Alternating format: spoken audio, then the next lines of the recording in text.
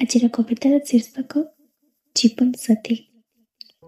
କାଳବୈଶାଖୀର ପ୍ରଚଣ୍ଡ ରୌଦ୍ରତାପରେ ଦଗ୍ଧୀଭୂତ ମନଟି ଶୀତଳ ଜଳତୀର୍ଥରେ ବୁଡ଼ ପକାଇବାକୁ ବ୍ୟାକୁଳ ଥିଲା। ବସନ୍ତର ଏ ଅପୂର୍ବ ସମାହାରରେ ଏକୁଟିଆ ହୋଇ ହଜିଯିବା ଭୟରେ ସାଥୀଟିଏ ହିଁ ଖୋଜୁଥିଲା।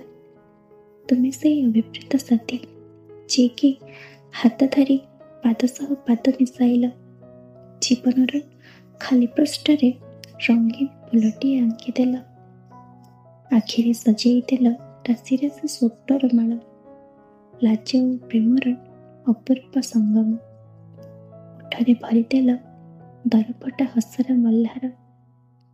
ଜୀବନ ଲାଗିଲା ଇନ୍ଦ୍ରଧନୁର ସାତରଙ୍ଗ ପରି ଉଜ୍ଜ୍ୱଳ, ଝିପି ଝିପି ବର୍ଷାରେ ଭିଜା ମାଟିର ବାସ୍ନା ପରି ସଜ। ମନରେ ଭାସି ଉଠିଲା ମିଠା ମିଠା ସଙ୍ଗୀତର ମୂର୍ଚ୍ଛନା, ଯେଉଁଥିରେ ତୁମେ ହେଲ ତାଳ ଓ ଲୟର ସାଧନ। ବର୍ଣ୍ଣନାରେ ବର୍ଣ୍ଣିତ ନୁହେଁ ତୁମ ପ୍ରେମର ପରିଭାଷା।